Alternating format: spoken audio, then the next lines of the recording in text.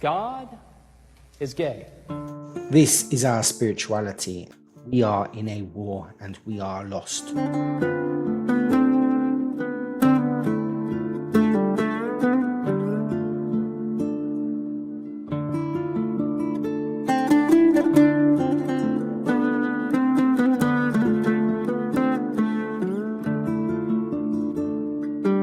The riots have stopped for the short term because the population has been gaslit.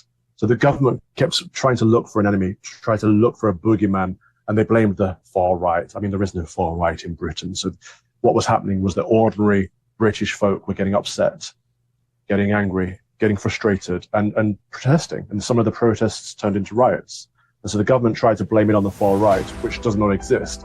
And so to retaliate, the Antifa lot, the anti-racist so-called lot, the Marxists essentially came out and had a big protest of their own. And so the government pegged this as a win, a triumph for diversity. The far right has been defeated. And so for now, the riots have died down, but it won't last long. Keir Starmer got into office just over a month ago. He said the prisons are full. We're going to have to release 40,000 prisoners. They could be what? Rapists, murderers, anything. Now, fast forward to today, 6 weeks later, and suddenly we're sending people, rushing people through the systems, prosecuted, sent to prison for social media posts. The Brazilian judge has just banned X and free speech, fining anyone $8,000 USD if they use a VPN in Brazil to access X. The governments in general want to curb the truth on social media by sending people to jail. So we're letting proper criminals out of prison to make room for people who are saying the wrong thing on Twitter. Spiritual leaders need to be strong to resist the attacks speaking the truth against the woke agenda. Although I might not agree with Calvin, we need people like him in spiritual leadership roles to stand up against the system. A priest represents God. The office of the priest is above the law and the government. They, the priests, speak for God. The normal man cannot rebel against the government easily. He doesn't have authority. However, the priest does. If they, the man, are authorized by a priest, they can fight for a power above the government. The return of the priest as an authority is dangerous for the government, but also because the priest can get it wrong and are not the only spokesman for consciousness, but they do have an office and they do have power. In the past, the priest had his power taken away. The church now has crumbled. There is a vacuum.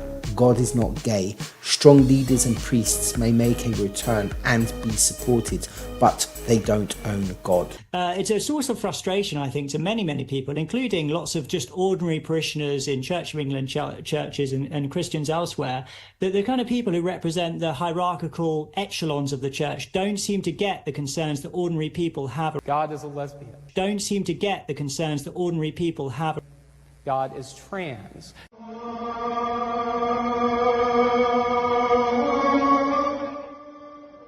Many Europeans feel that Islam praying in public in what is perceived to be a Christian culture is a public display of dominance. Christianity is not submissive. Priests give communion to men about to kill, for psychopath politicians armed with guns.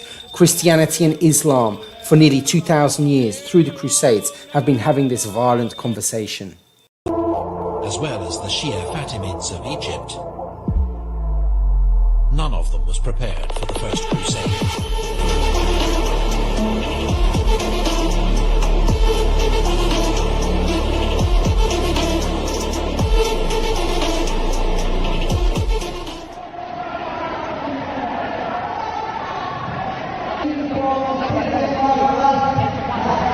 Andalusia, the last holdout of Islamic Spain, when the sword of Islam ruled half the known world and Europeans were subject to their rule.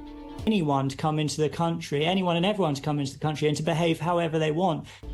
The land is littered with relics of the Muslim occupation, in the built landscape, the language, and even the genetic profile of its inhabitants.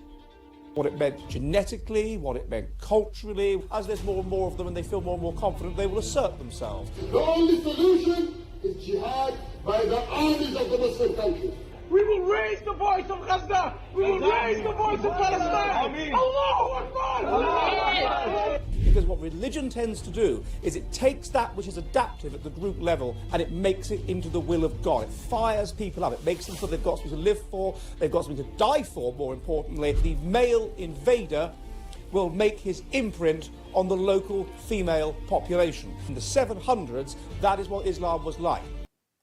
Last night, an all-right-wing British broadcaster and politician said a Swedish city has become the rape capital of Europe because of an influx of male immigrants. Stem from a horrific rape case. A drunk 15-year-old girl was raped by a group of men in a park in Hamburg. There are reports that the attack was filmed and shared on WhatsApp, calling nearby friends of the rapists to come and join in. And they did. When the police examined her, they recovered DNA from 9 different men. The rapists were a smorgasbord of identities with an Egyptian, a Libyan, a Kuwaiti, a Pole, an Iranian, an Armenian, an Afghan, a Syrian and a Montenegrin. Only one of them was given any jail time, however. Germans were understandably outraged about this. A 20-year-old from Hamburg got hold of one of the rapist's phone numbers and messaged him, calling him a disgraceful rapist pig and a disgusting freak. So that's a 20-year-old woman messaging a rapist, calling him a pig. The rapist went to the police, and the woman who sent this message was charged by the police for insulting the rapist. She was sentenced to a weekend in jail. Incredibly, this was a more severe sentence than the rapist himself was handed. High in positive and negative ethnocentrism, fired up by this relatively new religion, but with salami tactics, one step at a time, until gradually we look back and we think, good God, we've been conquered. I believe we need to protect the British public right now. So what's the answer to the Including question? British Muslims? Yeah, we need, the British public. I didn't say British non-Muslim public. I said the British public. I would temporarily halt Muslim immigration to this country until we get a grip of the problem. I differentiate Muslims from Islam. Right. Okay? But what you don't do... differentiate Muslims from Muslims are people. Islam is an idea. Yeah. Islam's an idea. A bad idea. And Islam is a Muslims faith. follow No, it's an idea. It's a faith. It's an idea that you can change your mind. No, it's a faith. Like Christianity. Like Scientology. Like all faiths. Like It's a Scientology. religion, it's a faith. Like Scientology. So, Tommy, an idea. if you It's accept, an ideology. if you're saying that the problem is with Islam, are you accepting that you're Islamophobic? Are you accepting that you're Islamophobic? You're accused of being a racist when you ask questions that the legacy media, the government's propaganda arm, doesn't want you to ask. This is why alternative social media has gained so much traction. We need strong individuals to speak up and defend against these attacks. When you have a priest saying these things, it's much more difficult for the legacy media to attack them. Concerns that ordinary people have around immigration. These people are not racist. They don't hate people from other nations. No, you're sounding like a bigoted lunatic. No, I'm not. There are 100 verses in this. Yes or no? Okay. Are you Islamophobic? There's no such word as Islamophobia. These people are not racist. In this No, you're country's sounding history. like a bigoted lunatic. No, it's not irrational to fear these things. But including lots of just ordinary parishioners. On November 27, 1095, Pope Urban II delivered a pivotal speech, initiating the Crusades by rallying Christians across Europe to reclaim the Holy Land from Muslims. A bigoted lunatic. The sheer force of numbers led to eventual victory.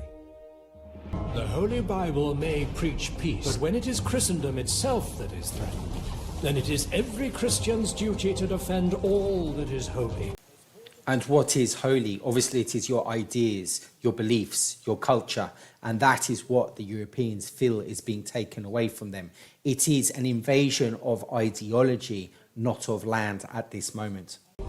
His Holiness the Pope has called a crusade to reclaim the Holy Lands from the infidel, who would deny Christian pilgrims their right to visit the holy places.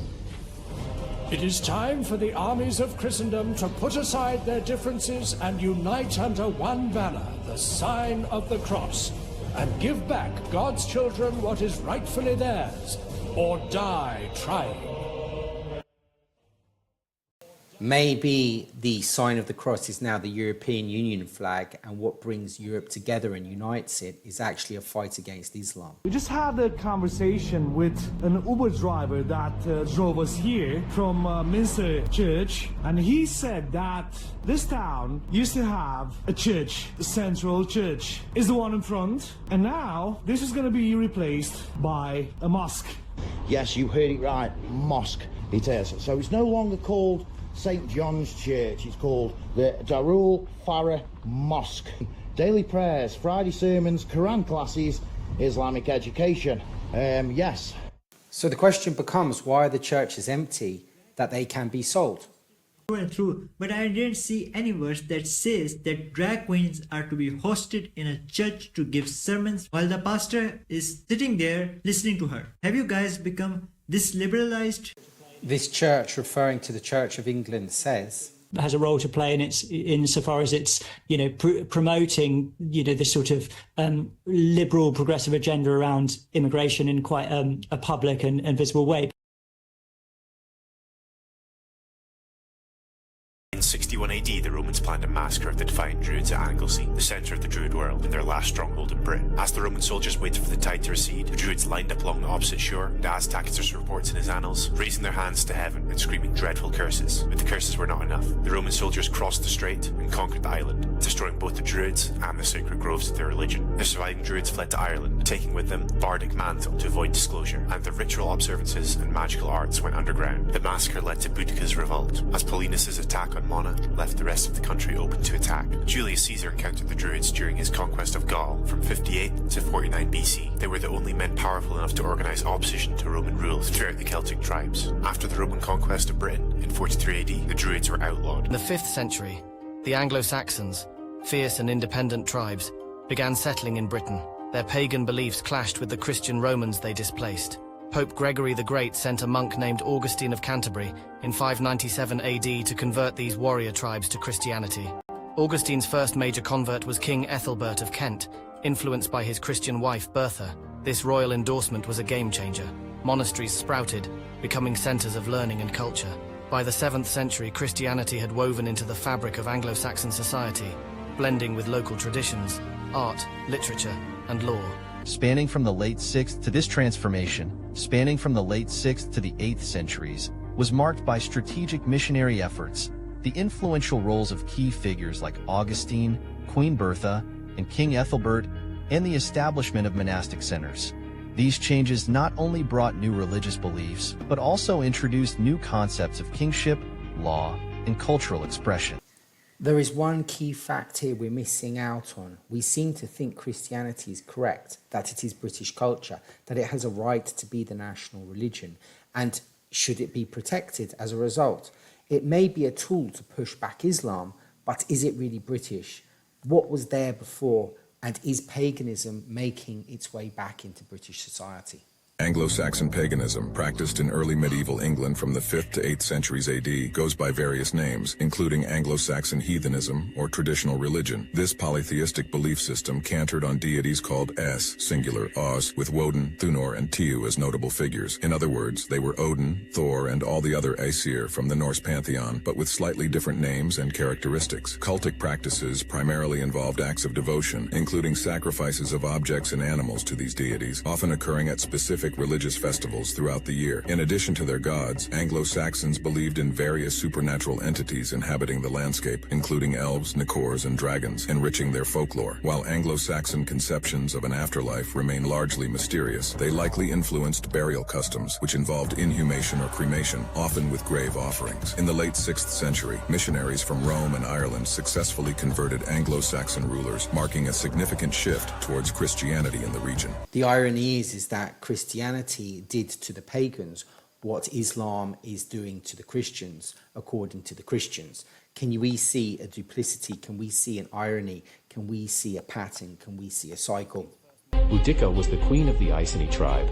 The warrior queen who defied Rome. In the early 1st century, Rome had annexed most of Britain and had many Celtic allies, including a tribe known as the Iceni. Once the Iceni king died, he left a testament stating that his lands should be co-ruled by his wife Boudicca and the empire. However, the Romans denied Boudicca of her rights, annexing all Iceni lands as well as torturing and raping her and her daughters. In response, she rallied her people and led a rebellion against the Roman Empire. Her army of tens of thousands marched on the Roman cities of Colchester, London, and Verulamium, burning and pillaging as they went. Boudicca was relentless with the Romans, with estimates assuring that around 70,000 civilians lost their lives. Despite her early victories, she was eventually defeated by a Roman army and committed suicide to avoid capture. Boudicca's rebellion was a symbol of resistance against Roman oppression and has become a symbol of British resistance against foreign invaders.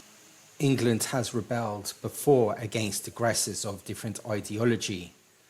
Boudicca has set that precedence. The Celts were persecuted by the Romans then persecuted the Christians. Christians have much history of their persecution running through their veins, and still today they live. During the 1st and 2nd centuries, persecution of Christians in the Roman Empire was sporadic and regionally specific rather than empire-wide. The persecution of Christian martyrs like Ignatius of Antioch, who died in the 2nd century, did not represent the experiences of most Christians. This dynamic changed notably in the middle of the 3rd century when emperors Decius and Valerian initiated campaigns to uphold traditional Roman values, emphasizing practices like animal sacrifices to pagan deities. These rituals were meticulously recorded through papyrus receipts, serving as evidence of one's compliance. The Romans reasserted their tradition in the same way that Europeans and the British can reassert their own traditions as well. Those lacking such receipts and refusing to partake in sacrifices faced arrest and potential execution. Decius's campaign didn't target Christians, specifically, but rather anyone who wasn't practicing pagan sacrifice. Sacrifice was the state religion by the Romans, in the same way the new state religion of today is the woke agenda, and the state religion before that was Christianity. State religions change, and you have to prove that you're part of that state religion. Today, if you are not proving that you are part of the woke state religion, then you get cancelled. In contrast, Valerian's campaign targeted Christians more directly. After this, the next major campaign against Christians was the Great Persecution. In 303, under the Emperor Diocletian, it led to the death of many Christian religious leaders and the seizure of Christian property. Christians became the main state religion after the Roman pagan religion failed. Those Christians then did to the locals and to the indigenous population what the Romans had done before. The Christians then went and attacked people in the same way that they had been attacked. The Christians took on the Roman ideas and the Roman ideologies of power, and they themselves became the Roman Empire, but just had a different mask. Witch trials occurred in early modern Europe, reaching a high point between 1560 and 1660. Authorities and mobs executed around 100,000. Over 3/4 were women, most being over 40 years old. A superstitious public targeted those isolated or outside social norms, often with guidance from the church. Women of independence, such as widows or midwives, were suspected. Accusations grew out of those that entertained with magic or practiced alchemy. Philosophers, doctors, and others eventually brought up doubts about the accusations. Britons do not cultivate grains, but live on milk and flesh, and are clad with skins. All the Britons, indeed, dye themselves with woad, which occasions a bluish colour, and thereby have a more terrible appearance in fight. They wear their hair long, and have every part of their body shaved except their head and upper lip. In the same derogatory way that the Romans spoke about the native Britons is the same way that the Christians spoke about the indigenous populations of Latin America. We now know that a lot of those indigenous populations were far more advanced than Europeans in some aspects. It all began with the Celts, around 800 BC.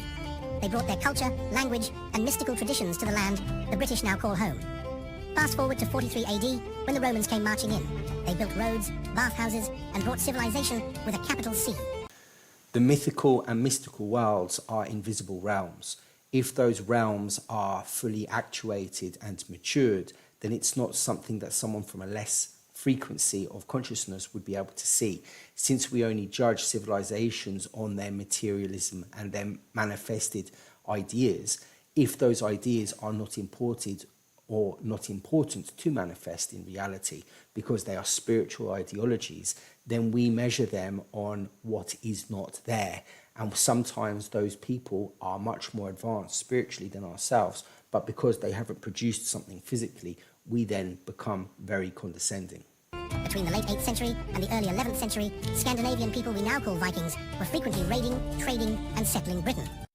Augustine's Abbey to talk to you about the time when England went from being a very un-Christian country to being a very Christian country indeed. So our story starts when the Romans leave Britain in 410 AD, and we are left with the Britons who live in Britain. And nobody is exactly sure how widespread Christianity was in this time in Britain. However, there is evidence that it was there. However, when the Saxons came, they brought with them a new religion called Germanic paganism, which was absolutely nothing like Christianity whatsoever. In 597, Augustine arrived in the Kingdom of Kent. He was met by King Ethelbert of Kent, and Ethelbert was at first suspicious of this Augustine chap because he thought he would lay a spell on him. However, soon Augustine had persuaded him to allow him to preach his Christian teachings. Now, Ethelbert gave him this piece of land in which St. Augustine's abbey was built. More likely in this country to hear a sermon in a church about climate change, the so-called climate crisis, or about Black Lives Matter, or about Brexit than you are about Jesus Christ. That, to me, is sad. If I'm being charitable, I'll say that these people are well-intentioned and they're doing what they think is best. If I'm feeling less charitable and more cynical, I'll say they've actually lost the faith or they've found a new religion. I think a lot of people at this point are worshipping the environment. We need to remember that this paganism that had multiple gods, in Christianity you have the Father, the Son, the Holy Spirit, plus the saints, the apostles and the Virgin Mary, which could be seen as multiple gods and deities. You've also got to remember the sacrifice that the pagans so-called carried out. The Christians also had a sacrifice where they killed Jesus. You also got to remember the sacrificing that the Christians do to children in sex abuse and sex abuse covering up, which is a form of satanic ritual which has managed to get itself into the Catholic Church or to Christianity. You might then ask, is this type of child abuse, sex abuse, part of that tradition, or is it something that's crept in? If it is something that's crept in, then perhaps that thing that has crept into Christianity also crept into paganism. It's not really about the religion or the spirituality at the end of the day, it's about the type of person. Tolerance, this diversity, this inclusion, this equality, yet none of it applies to Christians. Why is that? I mean, I get DMs, emails, letters on a daily basis of people that are either being cancelled or being persecuted or not quite there but receiving a lot of intolerance because of their views. It is so widespread, and this intolerance is growing and it will become persecution. We will be blessed because of that persecution. Christians and pastors of Christians fear the world more than they fear God. People always find a reason not to speak out. Speaking from my own personal example, I lost my stipend, I lost my place to live, I lost my church by speaking out. But you know what? Every time I speak out in truth, I'm rewarded. The scriptures teach us that we will be persecuted, but we will be blessed because of that persecution. We're not asked for much at all, but we're still afraid to give it up.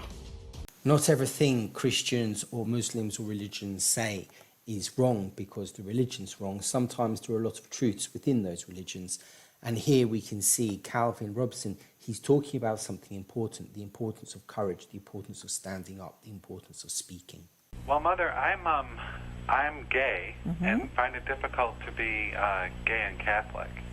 And I was just wondering if you have any suggestions of what I should do. Now, if you say you're actively gay, it's impossible. Why? Because to be actively gay is to commit grave sin, see? It is to go against the law of God.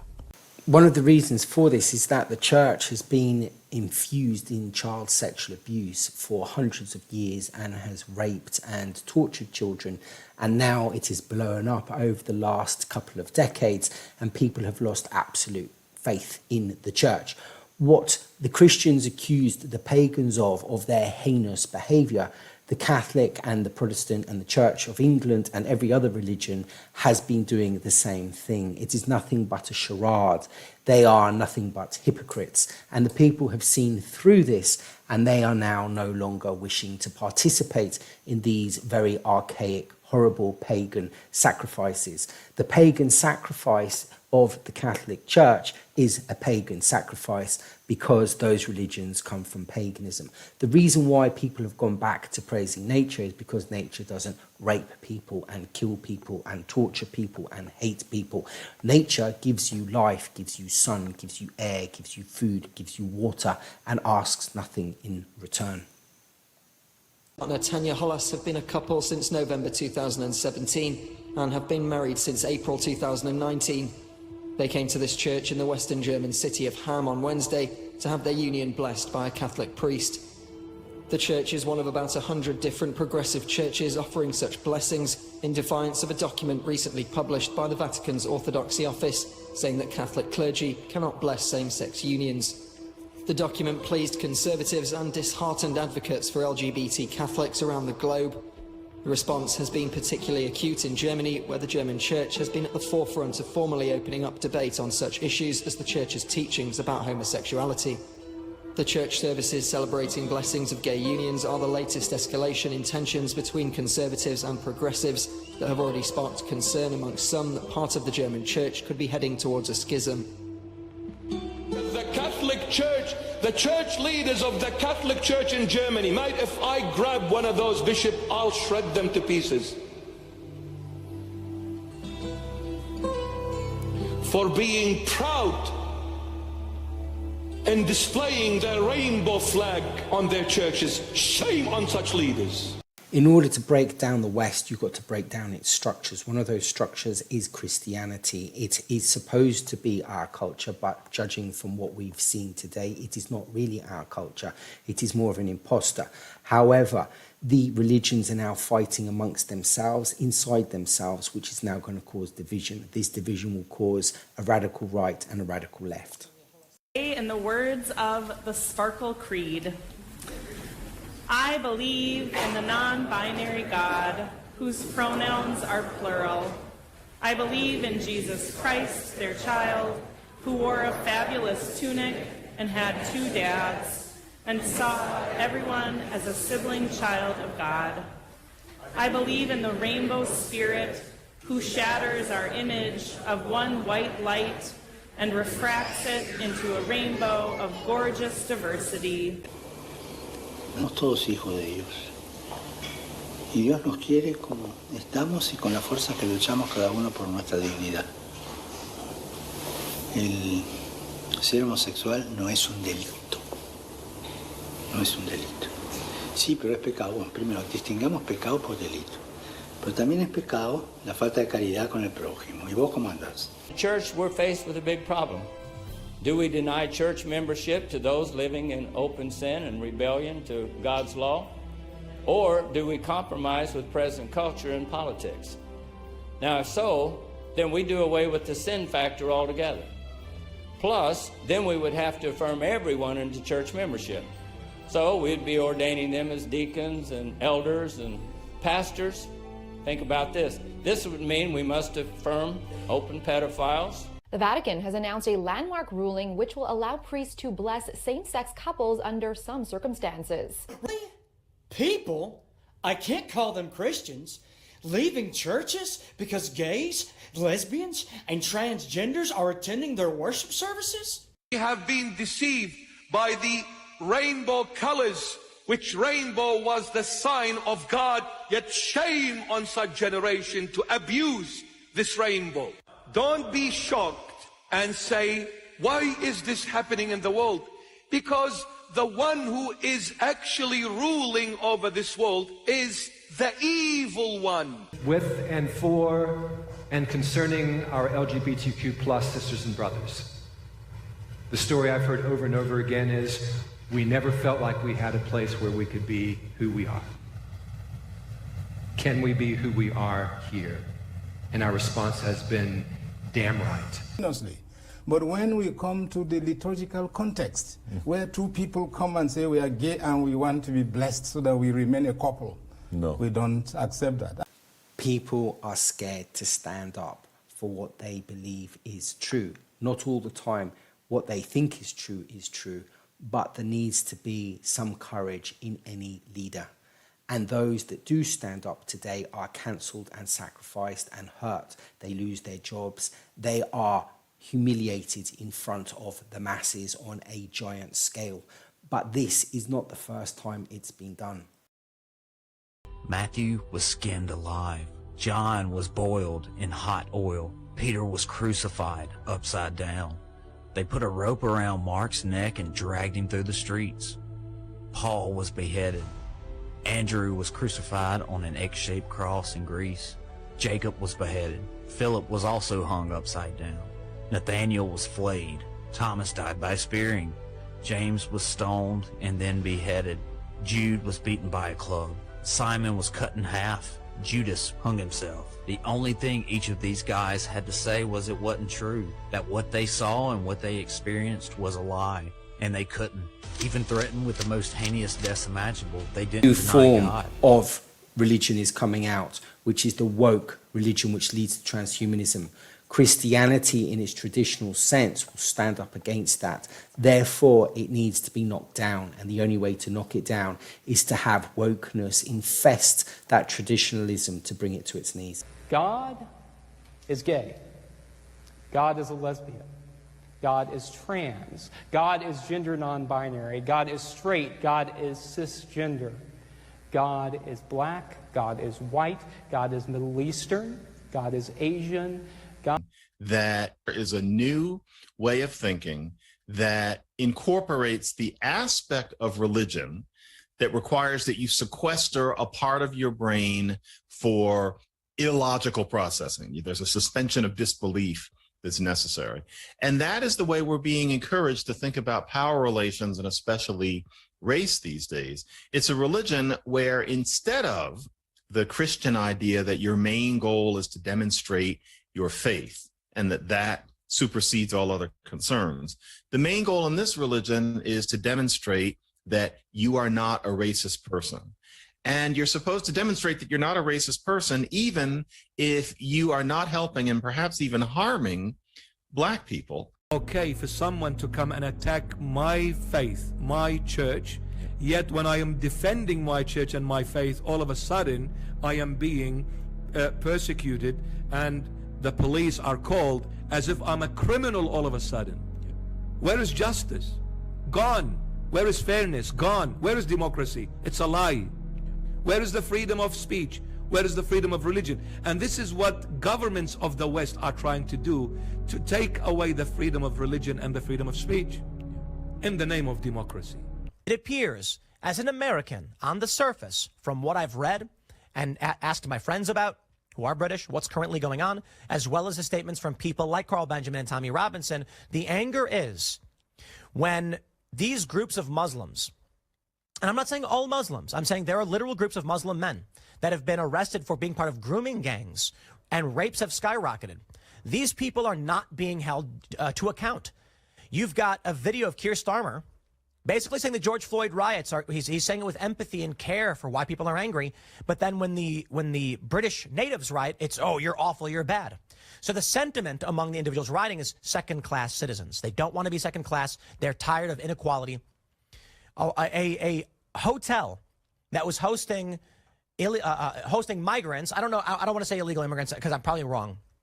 They call them asylum seekers in the UK, but I don't believe that's the right way to say it either. Set on fire. I agree with Andrew Tate when he said Christians are cowards. Yes, I agree with you. Anyway, there was a glimpse into Britain's future as an authoritarian socialist state this week as Brazil shut down Twitter, also known as X. However, others say the left-wing Brazilian establishment is censoring the Brazilian right-wing opposition without due process, trials, or even warrants, under accusations of fake news. Now, Jonathan, I feel like this week we've had Pavel Durov, the founder of Telegram, arrested. We've had Musk threatened by the EU. Now Brazil banning Twitter. It feels like there's real restrictions being put on free speech on the internet. Absolutely, and the worry is how far is this going to go? I mean, you think this kind of thing wouldn't happen over here, but then we're seeing people arrested and thrown in prison for tweets and for jokes, and you do worry this going to come to our shores. The UK media are now saying Elon Musk should face arrest if he incited UK rioters. The Telegram CEO, Pavel Durov, is being accused of not taking sufficient action to limit criminal activity on the messaging app. He got arrested for this. You have to admire that Trump, after getting shot with blood streaming down his face, it could have been a second shooter, who knows, nonetheless, was fist pumping, fight, after being shot. I mean, and this is not, he's brave. He has courage. This is instinctual courage. It's not calculated. It's not some arranged event. It's in the moment. And if you want a leader who's going to deal with some very, very tough cookies out there, who's going to, deal with a Putin or Kim Jong-un or China, they'll think twice about messing with Trump.